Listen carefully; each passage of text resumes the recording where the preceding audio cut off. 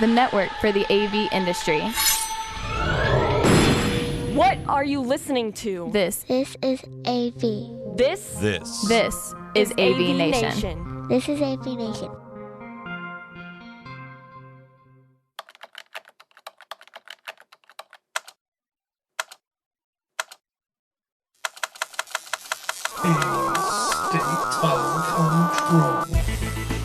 A state of control. This is A State of Control, episode number 3, recorded Monday, April 22nd, 2013. The LaVecchia Code.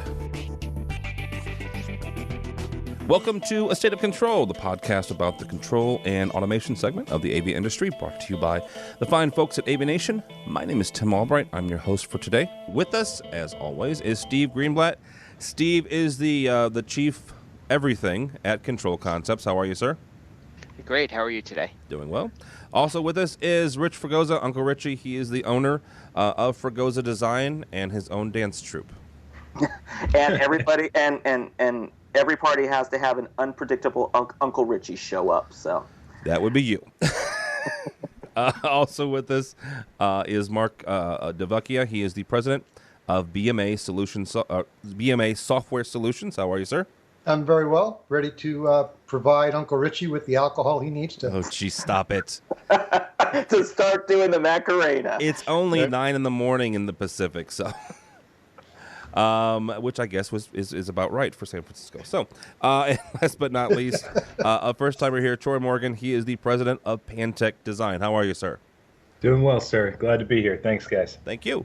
Okay, so a couple of episodes ago, we started a conversation that we knew good and well was not going to be contained in the last 5 or 10 minutes of that episode, so we're going to devote an entire show, and maybe 2, depending on how this one goes, to one question. And I say that this is the religious fanaticism question in the world of AV.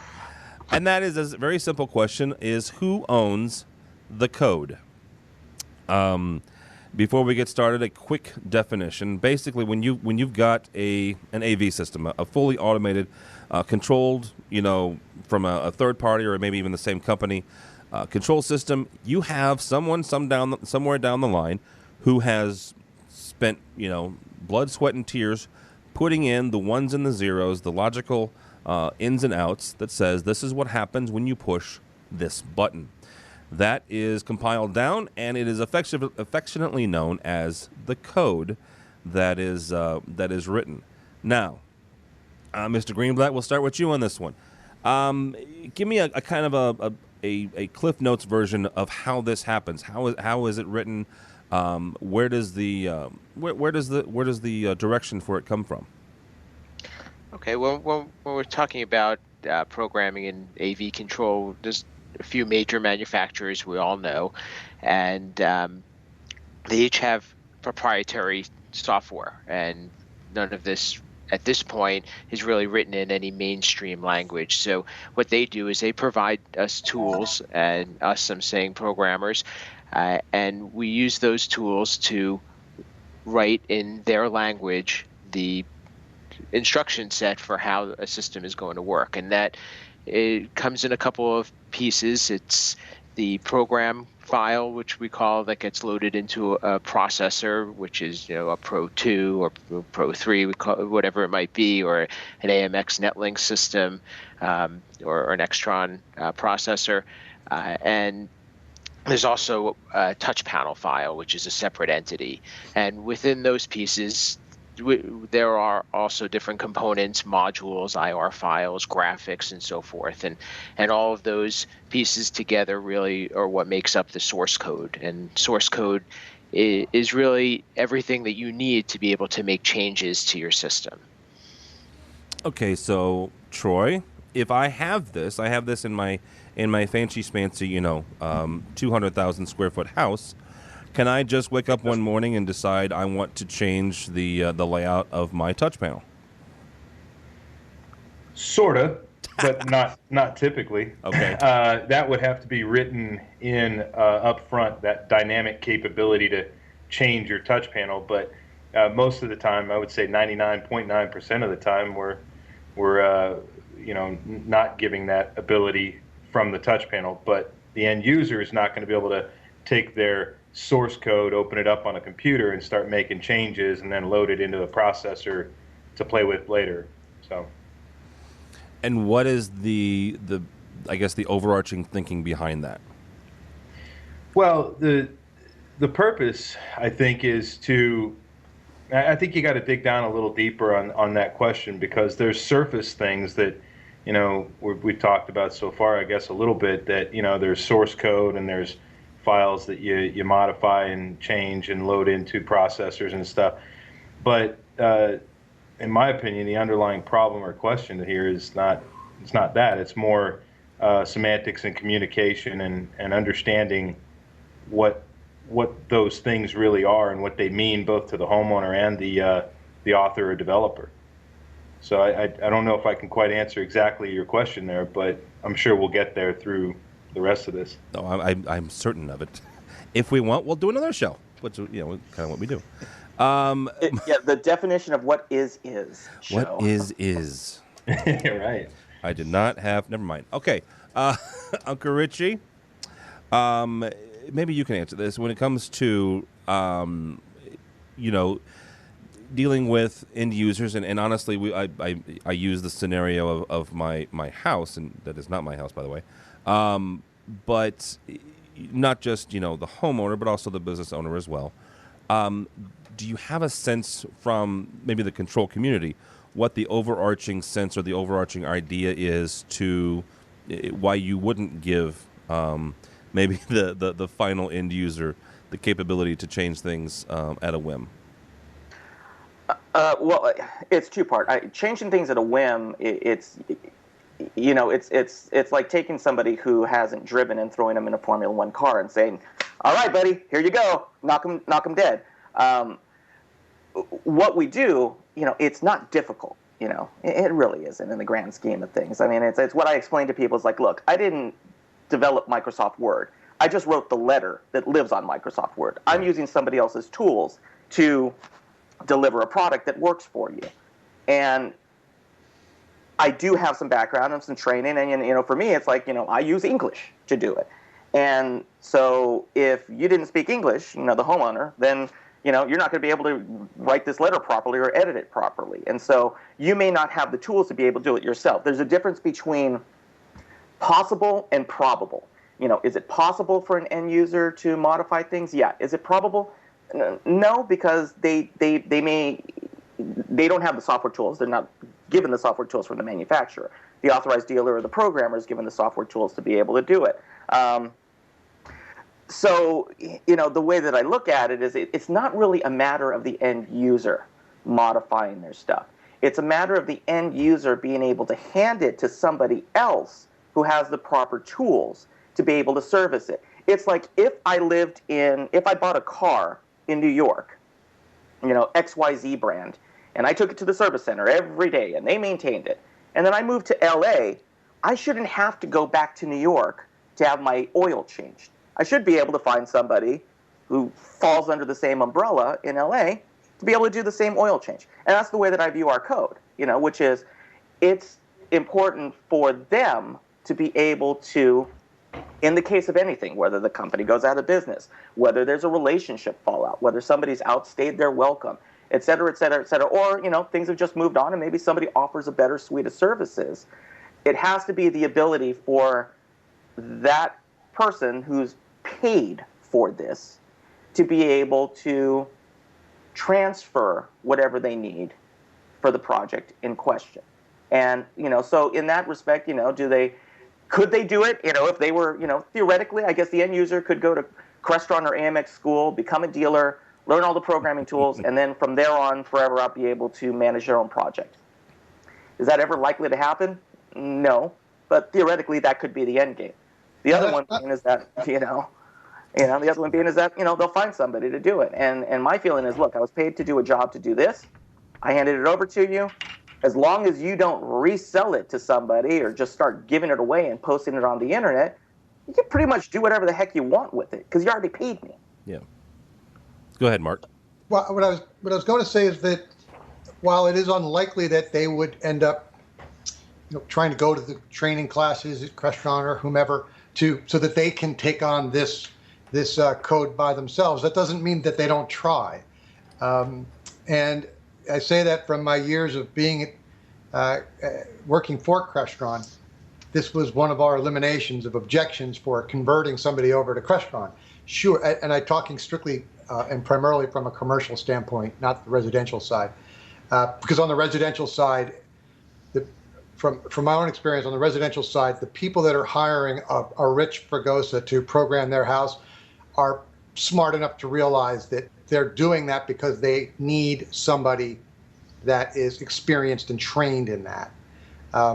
Whereas on the commercial side, you may have a university that has a person who is in tech services at the university. They want to go to training so that they can now make minor modifications to touch panels, to layouts, room numbers. Maybe you've got multiple rooms and they want to put welcome to room number 135 on the front of the touch panel. So they may go to classes that allow them to do some modifications and tweaks. I don't ever recommend it, and the way that we get around that is that when we turn code over to a customer and we, upon final payment, which is the other part of that, we turn code over to them. They understand that for all intents and purposes, we'll back our code for as long as we're around. Most people say, well, there's a 1-year coverage and so forth, but for us, we just cover it for as long as we're around, with one caveat, that the code that's running on the processor right now is the code that we left you with.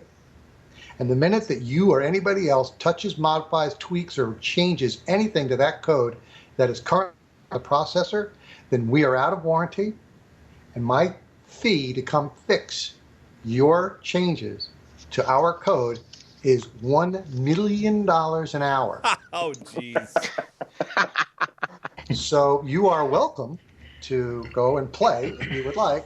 However, tread carefully. And I think that people recognize that when they're bringing in an independent programmer these days, I liken it to a line that I've used a lot, which is what people, good integrators and good customers, surround themselves with smart people like a hole surrounds itself with a donut. You've got to be able to make sure that you've got a Rich Fregosa, a Steve Greenblatt, a Troy Morgan in your corner to manage as part of the project for you. And as long as that's understood up front, then in the end, they'll be less likely to start begging for changes or wishing they could change a background color or something. Well, and Mark makes a good point, which is a slight tangent off of who owns the source code. There's a difference at that point where what he's talking about is the handoff, which we have the same policy, which is the minute that we load into our processors, we in essence take what we call a snapshot, which is I know every single thing that's in there down to the file structure of where it came from. I can verify that it came from one of our computers to load. If a change has happened and we see that it came from, quote unquote, an unauthorized device, we can go ahead and very simply document that fact and say, hey, look, we gave it to you with the understanding, like Mark said, we gave it to you with the understanding that as long as we're handling it, we're covering it. The minute somebody decides to, go on a flyer and have a party with it, that completely changes it. But that's much different than I'm never giving you the code in the first place because I'm the rightful owner and you have to always deal with me. And that's kind of the difference. And what I fall into, especially on the residential side, is that situation where I have to basically badger somebody and I get the I'm an artist, I'm a computer programming artist argument, this is my lifeblood, this is what I do. No, it's not. You wrote code. All right. You turn something on and off. All right. Let's get down to basics first, and then let's get over ourselves, and then decide somebody paid us very good money, except in Mark's case, Mark says that he already killed my my income stream with my save as recurring income. But again, that's the expectation side, I think. And I think Mark's 100% on that, which is that's first establishing client expectations of here's your do's and here's your don'ts. But they still are in possession of the source code at that point, right, Mark? They are, and we are kind of breaking off into two areas, which is what is your original question, Tim, which is what if the customer wakes up one day and wants to change something? Yeah. Which is a different animal. If they want to change something, they should be coming back to us. And if they're not coming back to us, then we need to know why. If there's somebody that thinks that they can do this, and we have these discussions with our customers more often than probably anybody wants to admit. Hey, what if I want to do this? What if I want to change, modify, tweak, or whatever? And we just, as long as we communicate with them up front what that entails, then we find ourselves in a better situation to win this than it is to get into a tugging match with them. If it's a question of, okay, do I get a copy of this at the end? Do I get my code in the end? That's a different animal. And the answer should be yes to that. But again, hinges on the communication up front of what that means to the customer and what they're getting. Yeah, Mark, you nailed it. In fact, both of you guys are saying the right things here. And I think, from my standpoint, first of all, I just want to say we have no problem giving a licensed copy of source code to anybody. And I'm right there with Mark on, the warranty stuff. And I'm sure, Richard, you're the same as far as that goes. We probably got differences in, time and, those types of things. But at the end of the day, I think the biggest problem that we're dealing with here is not whether we are willing to give source code. It's what we are actually giving and what we're calling it. And so when you look at this big picture question, who owns the code? That doesn't really talk about whether you're giving it up or not giving it up or who you're giving it to or whatever. That one question has a fundamental flaw. It's almost like that great character flaw question you try and catch people in an interview. Who owns the code? Well, ownership and licensing have two different things going on there. If I were to say, well, gee, everybody that pays me for for code for us to write code for them, they own it. Well, I pretty much got I'm co-owning.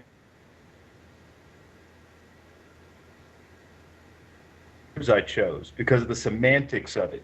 And that's where people are really making mistakes here. It's in terms of communicating the right thing up front. As Mark was saying, we got to tell people up front, what this is really all about. And I believe that success starts with clarity about these things on the front end, so there is no confusion and people understand at the end of this job, you're going to get a licensed copy of source code to use, modify, and change for the location that the processor resides. That's different than saying, oh yeah, dude, you own it, man. Do whatever you want. Well, I own it? Oh, okay, great. So now I can go sell it, redistribute it. That's where the mistake is being made. It's in the semantics of what we're actually giving up here and how we're communicating about it. Troy, let me ask you a question. Do you think maybe the language being used is a possible backlash or a pendulum swing between what happened in the 90s and the early 2000s when, let's be honest, there was a movement that said that you didn't own the code, that you weren't going to give the end user a copy of it because, like Rich said, I am an artist. I created this, and I should be the only one to modify it. By the way, I have actually had that said to me. Oh, so have I. No. Oh yeah. I think we've all heard that or whatever over the years. Do I think it's a pendulum swing? I don't think it's a pendulum swing so much as it's at that time our industry was in its infancy, and we've grown up a lot in terms of the hardware we're using and the toys we're playing with and all that stuff. But the thing is, the fundamental problem here is we're still in our infancy in terms of understanding intellectual property and how to communicate about it well and what to do with it so that we're not only protecting ourselves, but we're also protecting our clients and we're not out there talking stupidly about this stuff to our friends and whatever. I mean, I see quotes all the time and little, blurbs because of these articles that are going on, and it's laughable to me sometimes because people are missing the point. And from my perspective, the point here is, guys, let's grow up. let's understand more about the intellectual property that we're all responsible for, and let's communicate about it properly and do the right things with it. Most people don't know that we're required by law, whether we're in business or not in business, to keep a copy of source code for 7 years. That's to protect the homeowner or the business owner, the person who has this system and it needs to, maybe have updates or run forever. That's a by law thing. Nobody really knows that. And there's obviously all kinds of other things that go into that, and I can certainly help with some of the detail with respect to the difference between ownership and licensing, and that's kind of my hope, is that I'll get to do that. All right. And Tim, let me add something that Troy nailed. To be honest, I hadn't thought about, but when you talk about the 90s and the 2000s in terms of that code being sent out, you're talking about a time when 99% of the code was written either by a programmer at the integrator or by the manufacturer. And the reason that I don't think that this is a pendulum swing is because the reason you're seeing more responsibility of turning code over to end users is because it's being managed primarily now, to many extents, by independent programmers whose very livelihood depend on this. Good point, Mark. And what I found my earliest days at Crestron, and one of the reasons our policy is so clear in terms of making sure our customers get that code, is the reason for not turning over the code. One thing I disagree with, the reason for not turning over that code in the commercial world wasn't because we're an artist, or that the integrator was saying, I'm an artist, or I'm real. It wasn't like that. Nobody wants to really talk about it, but the bottom line is the larger integrators that had multiple offices throughout the United States at that time did not share the code because they were holding their customers hostage. This was a way to make sure that their customers had to come back to them instead of go back and pay a new integrator to redo their rooms. That was a fight we had with integrators on a regular basis. And so some people want to say, well, it's my craft, it's my trade. And the reality is what we saw on the commercial side was, you're my customer, and if you're going to leave me, I'm going to make it painful for you. Those days are done. It doesn't happen like that anymore. But it did used to. Mark, you're right. Yeah. I mean, as you know, I fought those battles with you, alongside you at Crestron, and that's right. I even ran the CAPE program for 2 years, and that was I would say I was involved in that shift of thinking from the manufacturer's perspective. And yeah, you're absolutely right. I mean, it was there was a hostage type situation going on out there, specifically on the commercial side, and it was really forcing the hand of people. And I think I like that everybody's so no, man, that's wrong, and give up your stuff, and I think that's great. But I think we have to grow up and understand how to do it the right way, so we're protecting our clients, ourselves, all parties involved.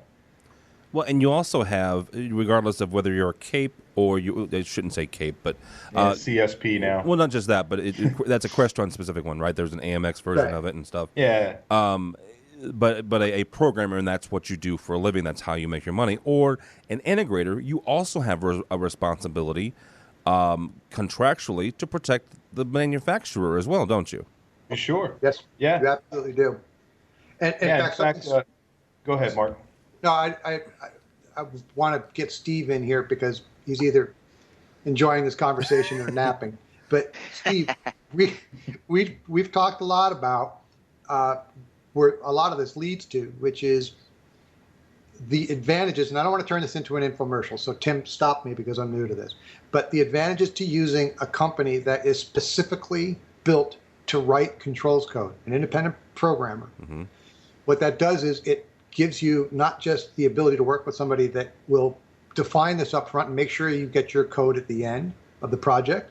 For us, we turn it over once we get final payment. At some point, I've got to use it for something, and that's what I use it for. But what happens is integrators, as a rule, they have programmers on staff maybe, but they also have turnover. And so they need to make sure that code that they do for the projects they have get put on an FTP or backup server or something like that so that it's available at all times. They don't in many cases, do this consistently when they don't have turnover.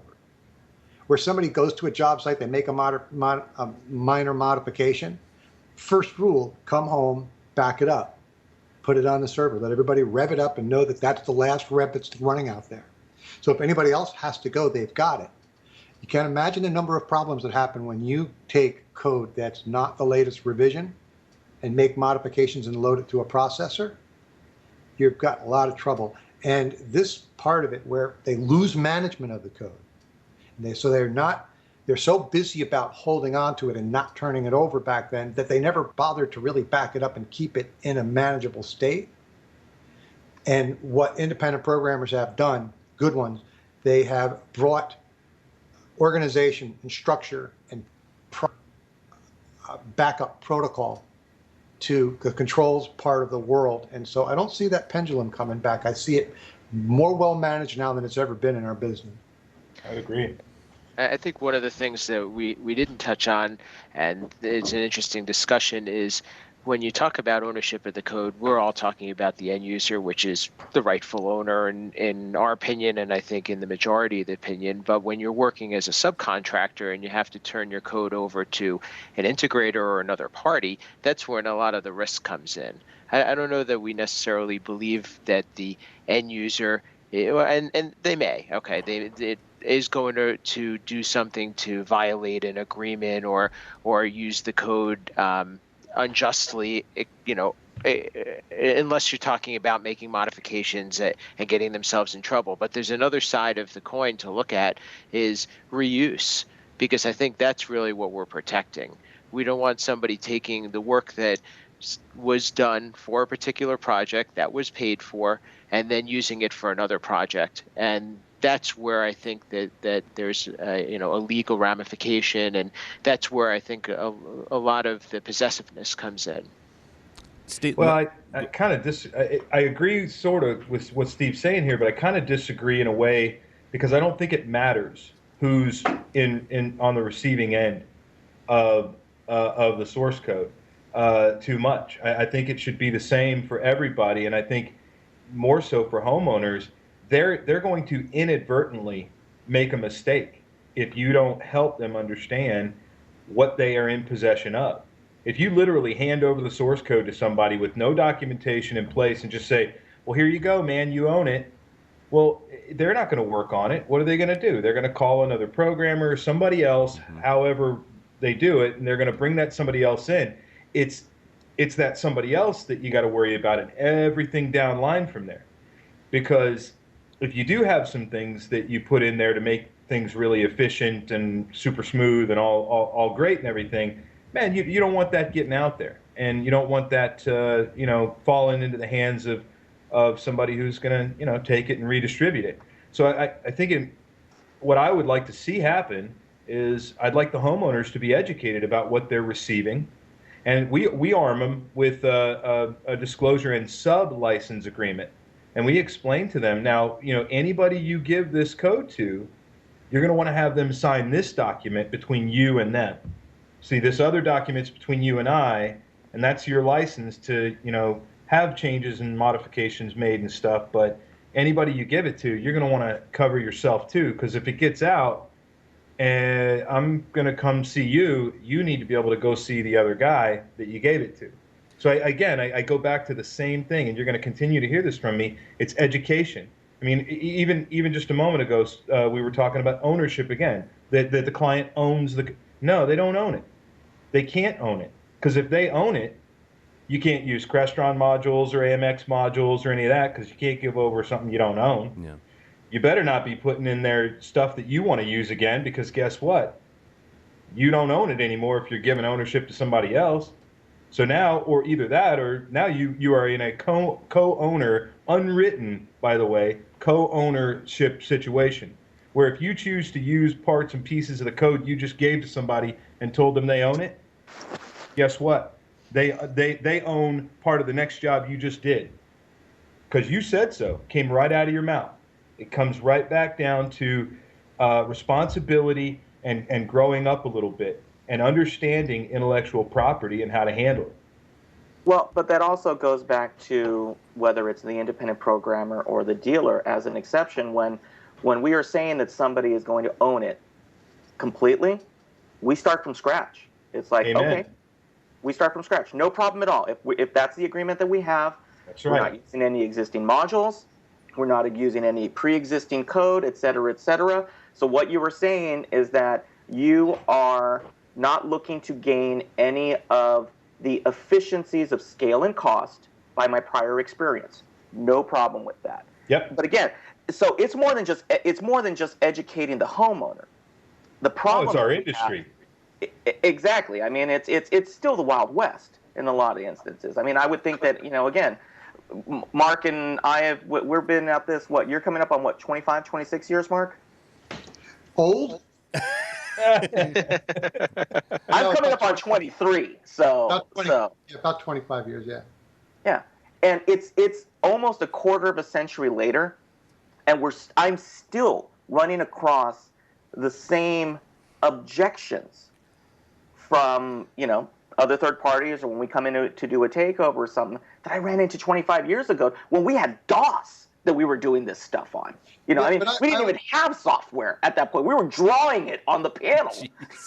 But I would add that in another 25, another 50, another 100 years, the answer is still going to be the same. Amen. Communication up front. Period. That's right. And that applies to more than just code, naturally. But this is where independent programmers have managed to get this problem more manageable moving forward. And to drill deeper into what Rich and Troy have been talking about is we're talking about taking, all right, I've done your boardroom now. I'm with the boardroom, and I'm going to give a copy of that code to the integrator that hired me. I'm because all of our work is commercial, probably 90% of it is done. We're subbed by an integrator to do it, so it's a little bit different for us. So there's a relationship there that we understand in the beginning. But we take that last rev of code upon completion and sign off of the project, and we hand a copy of that over to them so that they have it backed up for their customer and so forth. We understand they're not going to reuse it. Some of them do, and they get in trouble, and we can talk about that for days. But there's another layer to it, which is if you understand up front what the expectations are, and for example, they want everything, like Rich was just saying, then we know we're going to program it that way. We're going to program it so that everything's open and available. And you can use whatever you want because we don't care. The flip side to it is, at least from our perspective, that makes it more expensive for us to write the program now. Because now I'm going to be writing stuff that I haven't really before. Whereas if I can go back and use various modules that I've created for devices or for routing sources or so forth, we've got certain modules that to us are margin. These are people look at me funny when I mention that, but it's just the truth. This is where we make our money. We figured out a way to do this in your job faster than everybody else, but this is our intellectual property right here, and it's so important to us that we've protected it with a password. And we've explained these things up front to the customer, because if they come back later and say, hey, I need the password to this module so Billy down the road can tweak your code, now we have a problem. Yeah. And that's drilling deeper down into what we're talking about, because we're talking about turning code over, but then we're talking about the components of it that are truly the margins that we rely on in our project. So if we had somebody who was breaking in, I mean, what are we saying is our cumulative advice? I mean, because that's really the whole point of this podcast, which is obviously the people who are listening to it have a vested interest in control system programming, whether they're just, they're really weird and they just like it as a hobby. It's different as opposed to, maybe I'm assuming people who are in the business are going to be listening to this, what I mean, the key points I think that for me is exactly what you guys have been saying, which is lay everything out up front. This is not, but I think a lot of times is that a lot of these guys go in saying, well, if I say that, I'm going to scare them off and I'm going to lose the job. And, I know that they've got 3 other bids, and so I don't want to put myself in a position to ... We've all heard these arguments. Yeah, and I think right there, ourselves at times, right there in that exact position, you're setting yourself up for failure. You're starting with with the possibility of failure if you don't communicate these things up front. And, what do you think is going to happen, after you've done those 3 jobs? and the guy comes back and he goes, okay, so how do we handle this whole source code thing? And you go, oh, gee, I didn't tell you about that. We don't give a source code. I mean, that's a much bigger problem. So I think you're right. That the key to this is 2 things. It's communicating up front, but there's more to it. It's communicating properly up front, using the proper words, being very, very smart about it and very clear. I'll give you an example. Have you guys ever heard of the phrase "works made for hire"? Does that ever come up in any of your?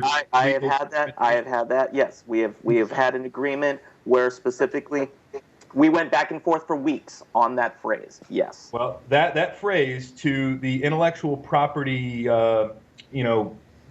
industry, if you will, means that every single thing you do under this agreement belongs to your client.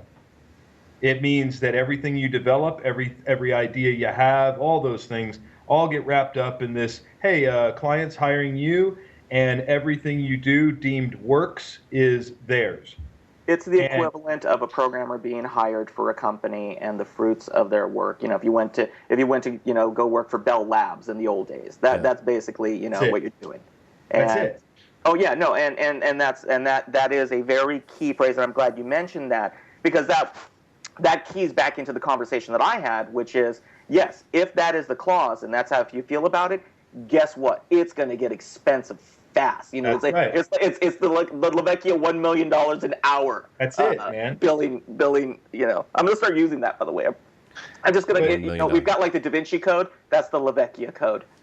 But at the end of the day, you start throwing that point around, they get it. The customer gets it. Yeah. They and as long as they're clear up front, properly clear, as Troy said, it shouldn't be an issue. That's really the point here. So if you guys go back after this thing that we're doing together, and you look at the very first article, who owns the code, and you look at the next article and the next article, and you look at some of the responses, it'll give you a real clear indication of the infancy of our industry with respect to intellectual property. Just the things that people are saying and how they're communicating about it, that alone is where the confusion lies. And that's where I think we as an industry got to grow up and just say, okay, let's understand this. Let's recognize the difference between ownership and licensing, and then also drill down even deeper, because there's parts of that. There's non-exclusive license versus an exclusive license. There's multi-site licenses. That's the thing that has to start to happen, is we have to start to understand how to communicate and what to tell people, and like we've all agreed, do that up front and make sure that the client knows that it's in their best interest, that we're doing this not to hurt anybody. We're doing this to help everybody. Because have you guys ever heard of starting a partnership with an exit strategy? Have you ever heard that before? Mm-hmm. Okay, that's very confusing to some people unless you've been in a partnership before or two. Especially after being in one, how important that is. You have to have an exit strategy. It's not that you're planning to fail. You plan for success, but you prepare and document for, the worst case scenarios. That's how you cover everybody and take care of everybody's money the right way. And that's really what it boils down to. We've always said nobody ever goes to court when they're happy. Right? Yeah. Let's turn this around, though, in another direction, and I hate to throw a wrench in the mix, but how about when consultants define a spec and they call out programming to be sole exclusive ownership by the end user or something like that, and you're bidding a project, and that's when things get a little stickier. So maybe it isn't just educating the end user or the consumer, but also educating the rest of the industry, because I find that very, very often that I don't like the terms or I'm not really comfortable with how a consultant has spelled out code ownership. But hey, if I were to bid it at a price that I give them exclusive ownership or sole, or whatever the term is, or have to give them ownership to all the bits and pieces of the code, then we would be priced out of the project. So it is something that we have to consider, and we have to, I think, be more aware of, and police ourselves. Yeah, you have to decide where you want to lose. I think in that case, I mean, what we run into when we see bid specs like that, man, I pick up the phone immediately and I make that phone call to either the integrator who sent us the bid spec, or I'll call the consultant directly, and I'll have the conversation with him, and I'll explain to him, ask him the questions. Are you aware of the difference between ownership and licensing? Have you ever been through any of this stuff? Would you mind if I sent you a couple of documents or emails to help you? If you need some help, I'm here. I've made it a point to try to help everybody kind of grow up a little bit in this thing, so that we can all be on the same page, understand the differences, and we don't get those bid specs that say stuff like when the job's done, the source code is going to get handed over to the client, because that alone right there, those words, that doesn't define what that stuff is. Yeah. It doesn't define whether they own it, they're licensed for it. There's no clarity in that, but that's where we kind of see the bid specs. That's what they say anyway in the bid spec. Well, and some of those bid specs are, from our perspective out here anyway, are boilerplate left over from the days when an integrator was holding a customer hostage.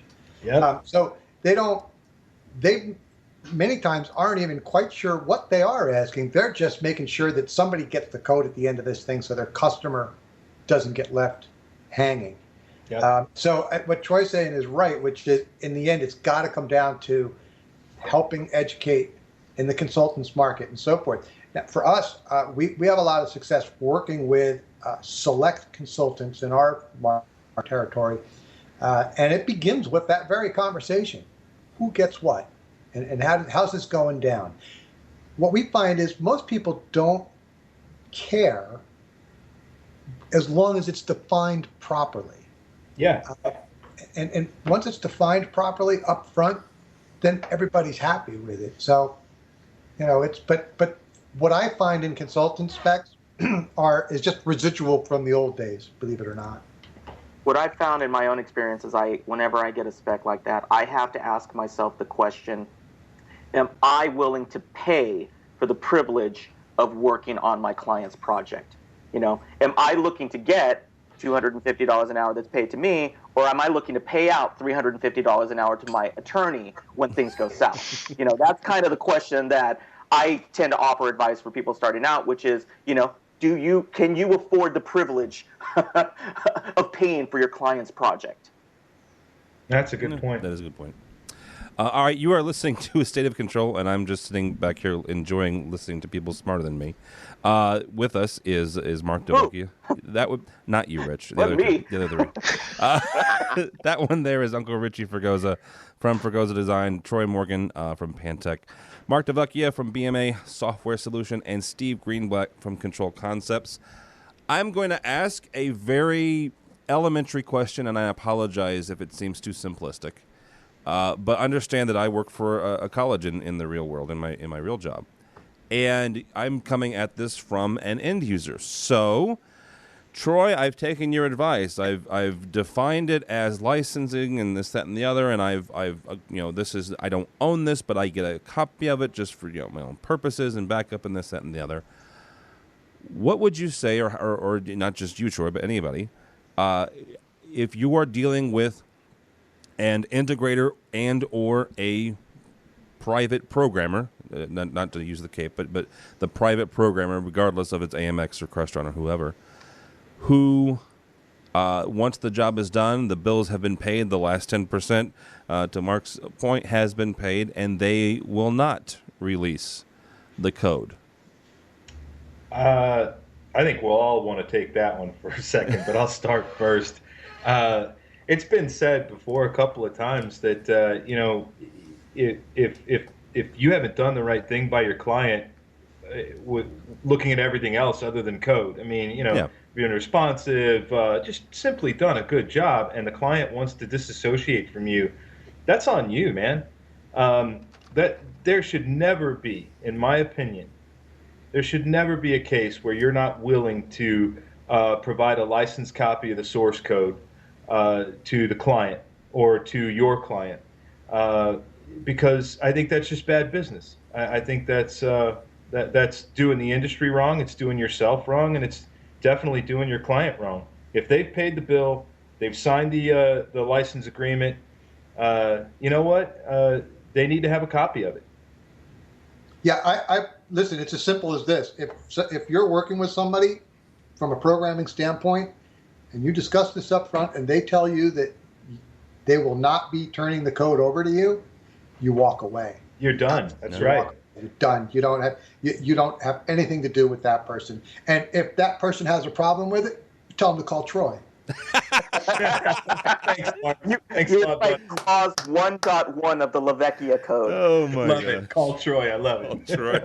But you know what? You bring up something really important there, because if you have the conversation up front and they say, no, that's not good, you got to get out. But think about it this way: if you're already having a problem on the front end, wow, what would that be like if you didn't have that conversation and you're on the back end? And all kinds of things can go wrong there. And I mean, just look at how people are communicating about this stuff. Oh no, the client owns it, and it's just this real huge misunderstanding. It's like going to Stephen King and saying, no, dude, I bought the book, I own it.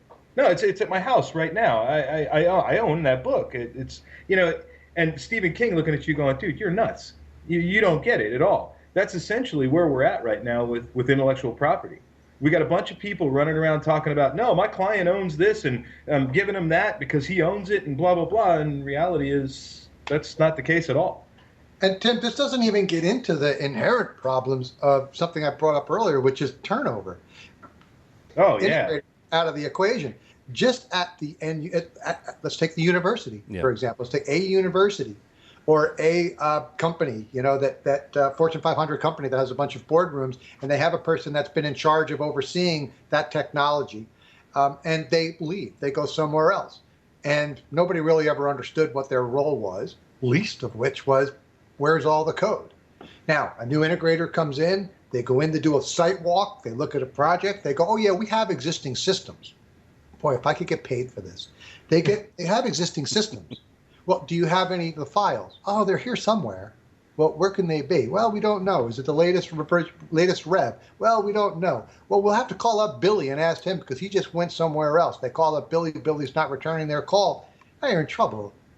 And it's so frustrating to me to watch end users who don't recognize how important it is to have more than one person managing their systems, at least as a backup, so people know what's coming.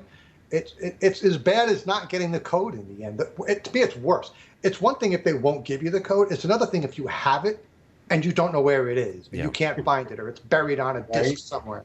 Horrible, horrible situation. Oh, and it costs us a lot of money and time at this, the point that Mark's making here is awesome, because this is the pre-sale area. This is where money is not exchanging hands. Agreements aren't really happening because we have no idea what to charge and whether we're going to go at this thing as we're going to take somebody else's code on, or whether there's even any code to take on. I mean, we don't know at this point.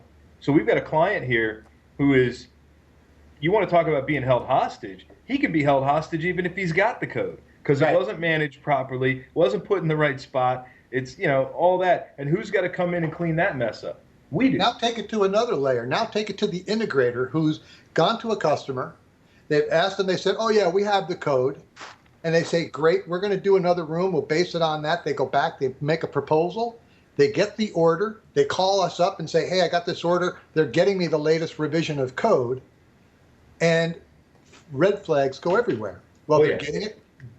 Who has it? They have it. What do they have it? Where do they have it? Well, they have it on their server. Well, who's getting it? Some guy. Is he still there? No, he's not. What rev is running on the processor? What do you mean? What's rev is running? What's running? Did you just do Costello, man? He just did. He totally did. did. First thing that I thought was who's on first.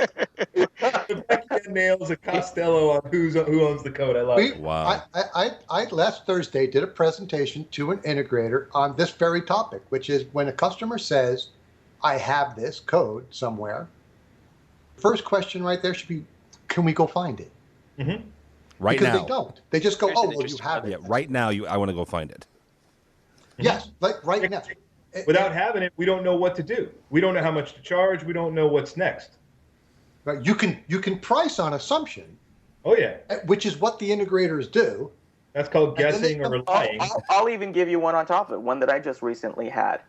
They technically had the code, but until I got it in my hands, I didn't find out until halfway through that it was just the compiled code. Somebody had gone in and had specifically pulled out key files.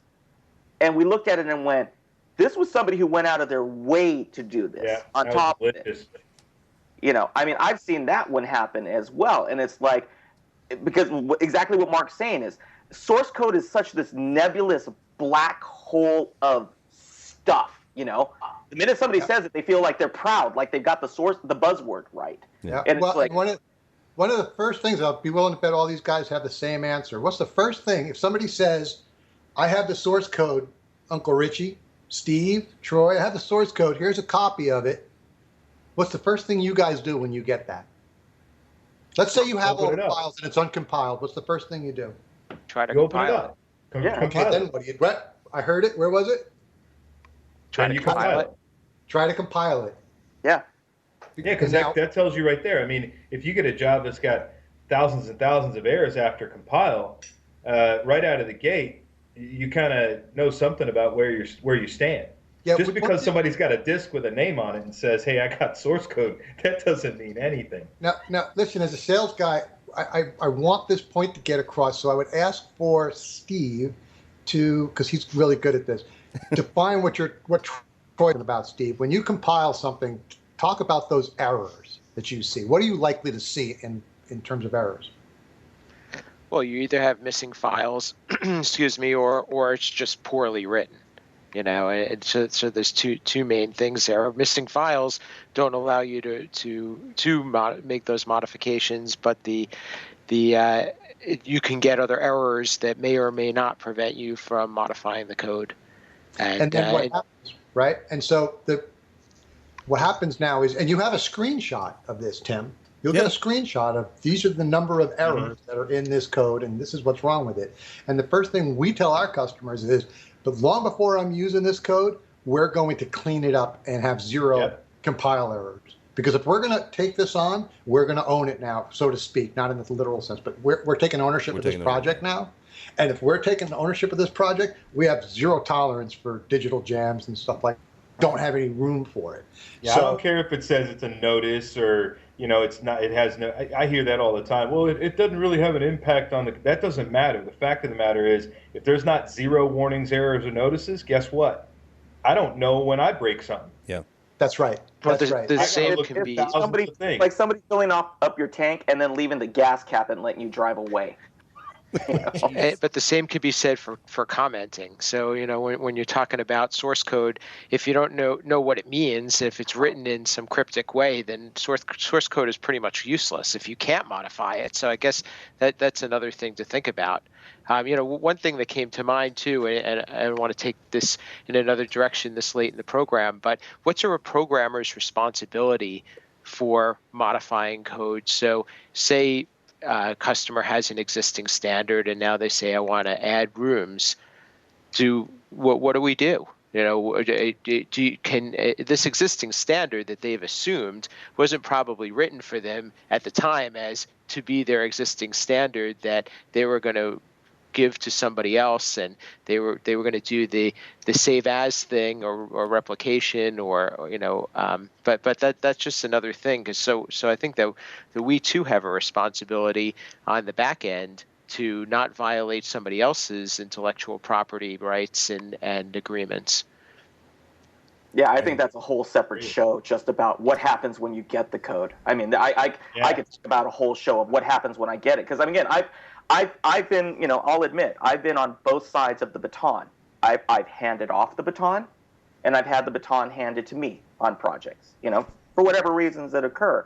And, it really does depend. And that goes back to what Mark was talking about the relationship and what everybody else was talking about, which was hey, man, it's on you. I am 100% with that. Troy is spot on. It is on you. If it's my feeling, my personal beliefs filter into my professional ethics, which is I, at the core, want to be a good person and I want to run a good company. And if I am no longer involved, I am going to do everything possible to maintain my professional standing. Because again, I think it's a karma thing. I truly do. It's like if you start being very difficult professionally, and start stamping your foot, the ripple effects. What is it? Bad news travels 5 times faster than good news. Well, and I think too that we don't talk about it a lot in this business, but we're BMA, we're a small company, okay? So we don't have the need to feed the beast with any order that comes along. So when there's that opportunity where we're either, where somebody wants a baton to us and so forth, we're going to look at that. And to be honest with you, we'll pass on a project if it just doesn't look right. Now, in this down economy, for some folks, it's like, how could you do that? How could you give up a job? And it's just that simple. We evaluate projects on 3 very simple principles. TMC, time, margin, competency. I need the time to get it done. I need margins because, we're not a bank. We need to make a profit. And competency. The program's only going to work as well as the install. If the margins aren't there and the competency isn't there, 2 out of 3, you got to be out. You can't take that just for the sake of feeding the beast. Larger companies, especially larger integrators, sometimes they just take on jobs because they have to get that revenue stream. But the smaller companies like us will turn around and go, you know what? This is a mess. And I would love to take some time to clean it for you, but we're not going to go down that road because we're too small and we don't have enough money and it's not worth it to us. So. But it's something that I'll probably once a month pass on a project that's being asked to come in and help on, pick up, clean up. Sometimes it's just not worth the effort. As much as you want to do what Rich is saying, which is ethically, you want to help. You want our industry to have a good reputation again. You want everybody to think highly of what we do in our business. And then you come across a stinker and you're like, yeah, no, not that bad. Sorry. Yeah, you got to walk it because that's because Mark charges $10 an hour. Yeah. Right. Let me ask. We want to be here. We want to be not here. Like later. Rich is $250 an hour. Hey, that's only for save as's. Anything more, he charges more. That's for consulting, isn't it? Let me broach a subject that I probably shouldn't, like Steve said, this late in the game, but I'm going to. Again, I'm a simplistic, pseudo end user, technology manager here. I'm going to ask a silly question, and Steve, we'll start with you and go around the horn. Is it time in talking about the code and all the issues and licensing and this, that, and the other, and making sure you have the correct revision?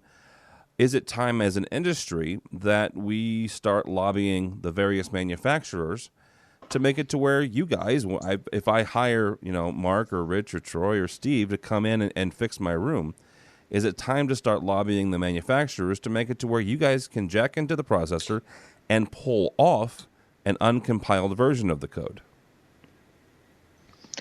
And you, in theory, you can. It just has to be there, and it has to have been loaded. And, I understand that you can say it in different parts, but I'm talking about it. Let's say that the person is unscrupulous and didn't do that. They just put up they compiled it and loaded it to the processor, and that it is what it is. The problem then is that it deals with you're talking now about memory space and allocation and everything else. If it's a single boardroom, your memory allocation is going to be X. Now, if you've got, say in residential, a home theater system, single room, is a much smaller project than if I had a home theater, 24 zones of audio, 15 zones of video, custom graphics across the board, ... There might not be room to shove everything on there. And originally, when we were dealing with these systems, there wasn't. We were getting by because the cost would get too prohibitive for the hardware to be able to hold on to it. It's not a computer. You can't just add an extra hard drive and call it a day in the old days. And I think that the manufacturers have kind of, in some instances, have kind of held on to that and said, why do we want to have our device go over a price point, say it's $14.99 to $15.32, because we had to make sure and basically protect our users from an unscrupulous process. I mean, it would be great, but I just I don't know that it can necessarily come from outside programmers like ourselves. I mean, there's been lawsuits about some of this stuff that all of these manufacturers have dealt with, and it hasn't swayed them yet, as far as I know. Yeah. I was just asking. Like I said, it was a simplistic. It's a good question, but I think that again, it's like anything else. Is you can do it, but do you want to have it sold to you saying, hey, listen, the reason why this thing costs $300 more per room is because we need to be able to safeguard you, from winking, blinking, and nod loading your code. But wouldn't that be worth it, though? For $300, absolutely. Yeah, Yes. if you think about it, I mean, you're buying an insurance policy then, and we all buy those every day, and fortunately, you don't have to use them every day. But to know that you have it and that your source code is protected, I think that there'd be a lot of value in that. Yeah. I don't think it fixes the fundamental problem. I think the fundamental problem remains, and that is that we're not communicating about this up front. We're not being clear about what it is they're actually buying at the end of the sale, kind of a thing. And really, I mean, let's look at that mess for a second and say, what would that be like? Now anybody at any time can go into any room, jack into a processor, get the stuff out, make modifications and changes. I mean, where's the responsibility lie at that point? Who's it on? No, and I agree. Guy was there, Yeah.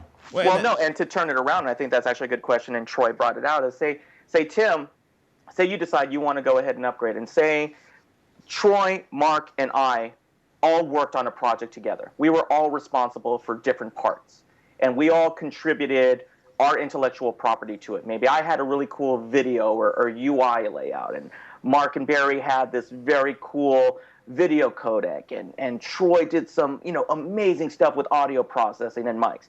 We all dump it in there because we've all agreed, and we have a master program, and boom, it's all set to go. Tim walks up with his laptop, and like I said, you're the facilities manager. You see all this code and go, holy cow, this is amazing. You download it to your laptop, and you've now opened Tim Albright third-party programming. Yeah. Because based on your example, you could literally take everything that we just put in there and walk away with it. And you don't even know any better. You didn't even know you made a mistake at that point. You had no idea. And Tim, make no mistake, there are plenty of low-end independent programmers who would be more than happy. Absolutely. Go process it, download it, botch your code, give it to a customer, have it fail, walk away. The customer calls Crestron. Crestron goes, sends somebody out. They pull the code off. They see our name on it because, Billy Bob decided to make a couple of bucks off of it. I've had Crestron call us and say, hey, you really screwed this customer with this module. And we're like, what are you talking about? That's not even our customer. Somebody took our code, our module, used it somewhere else, botched the job, and our fingerprint is on it. So let that be on your head, Tim Albright. Let that be on your head. Never mind. I take back the question. The thing is, what Tim suggested, I think all the manufacturers would like, though, because what gives them the most grief when they have a customer who's screwed. I mean, and they can't fix something, and that's I think that there needs to be some sort of a happy medium there. Well, and I think if there was a way for some type of an insurance policy of sort to play a role, I think there's definitely a benefit to that. It's just the idea of leaving something out there for anybody to grab. The problem is there are a lot of anybody's out there that don't carry the ethics that they should in this business, and they're the ones that bring us all down just because they're trying to make a buck. That's right, Mark. I mean, it's certainly a bigger can of worms to be able to grab stuff out of a processor and make make changes to it. But I also agree that the manufacturers would love nothing more than to be in that position, because they're the ones that get the pissed off phone calls from these people, and I think it's got to come from the manufacturers. It's got to come from the industry veterans. It's got to come from all the right people to again get our industry to grow up a little bit and wrap our minds around the fact that we are dealing with hundreds of thousands of dollars in intellectual property, and we have to communicate about it properly. We have to be clear and understand what it's like a landscaper getting into the landscaping business without knowing what to do with a hoe and a lawnmower. I mean, you just don't do that. If you're going to be in the business of selling software, you'd better get your butt into a book or something and figure out what's really going on. And so you can talk about it. Troy, the problem is that there are a bunch of landscapers in our business that don't know what to do with a hoe. I hear you, and I'm saying that's what needs to be fixed. Yeah, and unfortunately, that's a bigger question, because what do you do with the landscaper? What do you do with the programmer that doesn't know what to do? You can't fire them from the industry. All you can do is educate your clients and your customers and your friends, and hopefully, eventually, the word will get around that this is what a good programmer looks like, and this is what a poor one looks like. Well, that's what the manufacturers should do. Yeah, and platforms like this right here are going to help that as well. Yeah. And maybe that should be part of training. Maybe part of training is the responsibility of having these tools and using them properly. I would add one of the best efforts I've seen come out of Infocom's Independent Programmers Council is its best business practices document, which, okay, it's one thing if you've got a laptop and a cell phone and you've downloaded some software and you say you can write code for a control system, but how's your business set up? Mm-hmm. And this document that was put out by the Independent Programmers Council is a beautiful roadmap to explain what you as an end user and a customer should expect from your programmer when they show up to talk about doing a job. Now, again, education, training, getting the word out, all important items. But unfortunately, the people that don't adhere to that they're just cheap as dirt. You know what I mean? And so somebody's going to write you code for $19 an hour plus a Twinkie, and you're like, well, I don't know how it's going to go, but it's worth it to give it a try. And those people are always going to be there. They're always going to be there. But you know what? I can't speak for the rest of these guys. I'm always going to find you. I'm going to find you. I'm going to rat you out because you are bad for our business. True. Wow. All right, guys. Well, that's going to do us for time today. I knew that this might end up being two shows, and it may. We'll talk about it afterwards. I'd like to thank all four of you gentlemen. Thank you so much. With us has been Troy Morgan. He is the president of Pantech Design. Thank you, sir. Welcome, man. Would you like to promote or pimp your website, your Twitter handle, anything? It's pretty simple. www.pantechdesign.com. You can go see how we do what we do. And also learn a little bit more about intellectual property and, drawings and scopes and the necessity of them. Very good. All right. Also with us has been Rich Fregosa, owner and chief guy at Fregosa Design. Sir, would you like to give people your Twitter and your website? Yeah. I'm going to have to register Uncle Richie Says one of these days. But yeah, no, you can find us on the website at fregosadesign.com. Twitter and all the social media stuff. Twitter at @rfregosa. You can find me on Google+, and at any other time, you'll also find me as a contributor at cepro.com as well. Hey, cepro.com. Also, that was very lovely. Mark LaVecchia, president of BMA Software Solutions. Thank you, sir. Oh, thank you for having us. And your website and such? You can reach us at BMASoftwareSolutions.com, but, your best bet's just call me, 714-455-2717. We're not big on the marketing thing, so if you think we're got a home for you, you give me a call. Very good. And thanks for the opportunity, as always. Absolutely. Thank you. And How old school. Last but not least, hey, you know what? He didn't say telegraph, Last but not least. Here's my Morse code. Yeah, his phone number starts with, Vermont or something. Right, BR 509. Steve Greenblatt, the Chief Muckety Control Concepts. Where can people find you, sir? I can be found on social media at Steve Greenblatt. That's Twitter and LinkedIn / Steve Greenblatt. And website is controlconcepts.net.